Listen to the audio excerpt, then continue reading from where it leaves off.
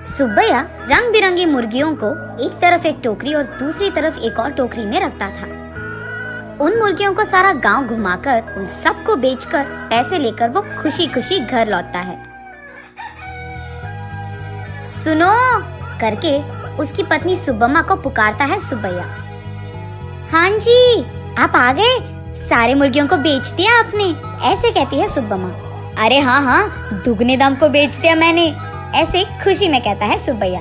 हाँ, उस मुर्गी को अंडे देने के लिए 2 महीने इंतजार करना पड़ेगा अब। हाँ, बात तो सही है। उन सब मुर्गियों में से एक गुलाब रंग की मुर्गी को अपने हाथ में लेकर, हाँ, ये मुर्गी तो हर 2 महीनों में एक बार ही अंडे देता है। काश ये साल भर हर महीने ऐसे अंडे देता, हम इससे बहुत ज्यादा पैसे कमा लेते। ये कहकर उस मुर्गी को वही जमीन पे छोड़ देता है सुब्बैया। चलो छोड़ो जी, इसी मुर्गे के वजह से तो हम कुछ तो भी कमा पा रहे हैं, अब उसी से काम चलाना होगा। अब चलो, खाने का वक्त हो गया, खाने आ जाइए आप। उस रात के 12 बजने के बाद सुब्बैया धीरे से नींद में जागकर अपनी आंखें खोलता है। उसके बगल में मौजूद सुब्बम्मा गहरी नींद में थी। इसी को मौका मानकर सुब्बैया धीरे से एक चाकू को लेकर बाहर जाता है। बाहर टोकरी के नीचे मौजूद उस गुलाब रंग की मुर्गी को वो बाहर निकालता है और उस मुर्गी से सुब्बैया ऐसे बात करता है। हर महीना अगर तू अंडा देगी तो तेरा कुछ जाएगा क्या? या फिर तुझे इस बात की घमंड है कि तू एक ही है जो रंग बिरंगे अंडे देती है? आज मैं तेरा घमंड उतार दूंगा।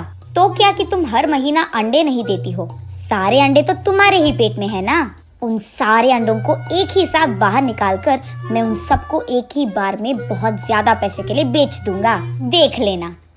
ऐसे कहकर जोर से हंसकर उसके चाकू से उस गुलाब रंग की मुर्गी को मार देता है सुब्बैया। लेकिन उसके पेट में देखने पर उसे एक भी अंडा नजर नहीं आता है। हाय भगवान, ऐसे सोचते ही रहता है कि इतने देर में सुब्बम्मा नींद से जाग उठती है। वहाँ आकर उसके पति के किए को देख, अरे भगवान, ये तूने क्या कर दिया? मैंने सोचा कि सबकी तरह तुम मूर्ख नहीं हो, पर तू तो वही निकला। अरे रे, इतनी अच्छी पैसे देने वाली मुर्गी को तूने जान से मार दिया। अरे रे, सोने की बतख की कहानी कभी सुनी नहीं है क्या तुमने? हाय भगवान, ये मेरे पति ने क्या कर दिया? तुझे लालची बनने की क्या जरूरत थी? ऐसे वो रोती रहती है कि इतने में ए सुनो, क्या कर रही है तू? सुब्बम्मा उठो, क्या हो गया तुझे? सोते हुए इतनी जोर से चिल्ला रही है, पागल हो गई है क्या? नींद से जागकर सुब्बम्मा परेशान होकर अपने पति की ओर देखती है। उसे कुछ नहीं समझ आता है। वो तुरंत बाहर जाकर टोकरी के नीचे बैठे उस मुर्गी को भी देखती है। वो मुर्गी तो हमेशा की तरह सही सलामत थी। ये देख सुब्बम्मा अंदर आकर, ओह, ये सब सपना था, मैंने तो सच सोच लिया था इसे, ऐसे कहती है सुब्बैया से। क्या सपना, क्या सच की बात कर रही है? आधी रात को मुझे उठा दिया तूने अच्छी नींद से। चल जाओ, सो जाओ अभी, कहता है सुब्बैया। अरे जाइए ना आप भी, मुझे तो बुरा सपना आया कि आपने उस मुर्गी को जान से मार दिया, क्योंकि आप लालची बनकर उसके पेट में मौजूद अंडों को निकालना चाहते हैं। मैं कितनी घबरा गई पता है आपको? मुझे क्या पता था कि वो सपना है, मैंने तो आपको बहुत डांट लिया, ऐसे कहती है। हाँ, ठीक है। वैसे मैं उस मुर्गी को क्यों मार डालूंगा? मैं क्या पागल हूँ? वैसे मुझे तो हमारा अतीत बहुत अच्छी तरह से याद है। आज अगर हमें चैन की नींद मिल रही है तो वो उस गुलाब रंग की मुर्गी के वजह से ही है। उसको मैं क्यों मार डालूंगा? चलो सो जाओ अभी, तुम और तुम्हारे सपने। ऐसे कहकर सुब्बैया सो जाता है। लेकिन सुब्बम्मा वही बैठकर अतीत में चले जाती है। एक समय में सुब्बम्मा और सुब्बैया दोनों मुर्गियों का व्यापार करते थे। सुब्बम्मा कुछ मुर्गियों को अपने घर के पास ही रखती थी। उनको खाना देना, उनके अंडों को इकट्ठा करना और उन अंडों को अगल बगल वालों में बेच देना, बड़े हुए मुर्गियों को बिकाव के लिए रख देना और उन मुर्गियों को सुब्बैया का इधर उधर जाकर बेच देना, यही होता था। लेकिन मुर्गियां हर रोज नहीं बिकती थी, कभी कभार तो 10-15 दिनों में एक ही मुर्गी बिकता था। इसी कारण सारा गांव घूम घूम कर थक कर घर आता था सुब्बैया। कभी कभार तो उन मुर्गियों को दाना डालने के लिए भी सुब्बैया और सुब्बम्मा के पास पैसे नहीं थे। तब एक दिन सारा दिन घूमकर थके हारे सुब्बैया उसके घर लौटता है। घर आकर वो बरामदे में बैठता है और उसके बगल में सुब्बम्मा खड़ी रहती है। क्या आज भी एक भी मुर्गी नहीं बिकी? वो ऐसे पूछ ही रही थी कि वहाँ एक साधु आता है। माता, खाने के लिए कुछ दे दो, ऐसे पूछता है। थका हुआ सुब्बैया, ए साधु, हमारे पास ही खाने के लिए कुछ नहीं है, अब तुम्हें क्या दे?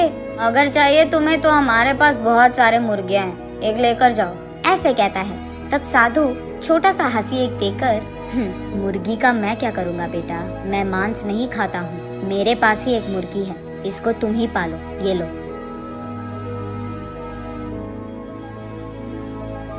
ये कहकर उनके हाथ में मौजूद एक गुलाब रंग की मुर्गी को उसके हाथ में देता है। मुड़कर देखने से पहले ही वो साधु वहाँ से गायब हो जाता है। सुब्बैया तब उस गुलाब रंग की मुर्गी को देख, इस तरह की मुर्गियाँ भी मौजूद है क्या? अगर इसी रंग के मुर्गियाँ हमारे पास होंगे तो हम उन्हें दुगने दाम में बेच पाएंगे, ऐसे कहता है सुब्बम्मा को देखते हुए। हाँ चलो ठीक है, अब हमें इस प्रकार के मुर्गी कहाँ मिलेगा? वो साधु मांसाहारी नहीं था इसीलिए दिया उसने, वरना इस रंग की मुर्गी हमारे पास कहाँ से आता? ये कहकर उस मुर्गी को वही एक टोकरी में डालकर वहाँ से चले जाते हैं। अगले दिन देखने पर वो मुर्गी अंडे देता है। ये देख वो दोनों उन सारे अंडों को एक जगह इकट्ठा करके रखते हैं।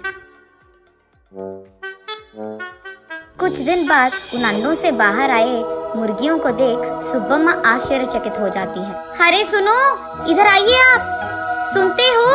अरे कहाँ हो आप? इधर आइए जल्दी, ऐसे वो अपने पति को पुकारती रहती है।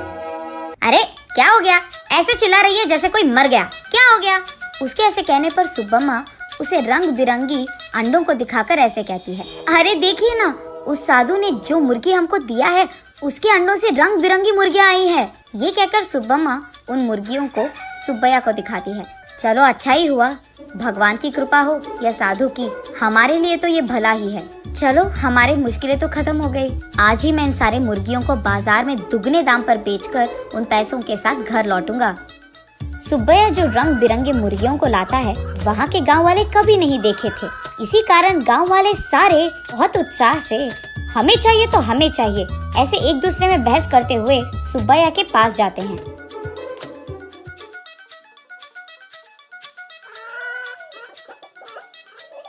ऐसे वो मुर्गी 1 महीने में सारे दिन अंडे देकर, फिर 2 महीने बिना अंडों के, फिर उसके बाद 1 और महीना सारे दिन अंडे देते हुए रहती थी। अब उन्हीं महीनों में सुब्बैया भी अंडों को जमा करके उन्हें बाजार में बेचता था। ऐसे ही कुछ ही दिनों में पति पत्नी दोनों कमाए हुए पैसों के कारण चैन की नींद सोने लगते हैं। सुब्बम्मा वापस होश में आकर, ओह अब याद आया, सुबह मैं सोच रही थी कि ये मुर्गी साल भर अंडे क्यों नहीं देती है, शायद उसी कारण ऐसा बुरा सपना आया मुझे। ये सोचकर वापस गहरी नींद में सो जाती है सुब्बम्मा।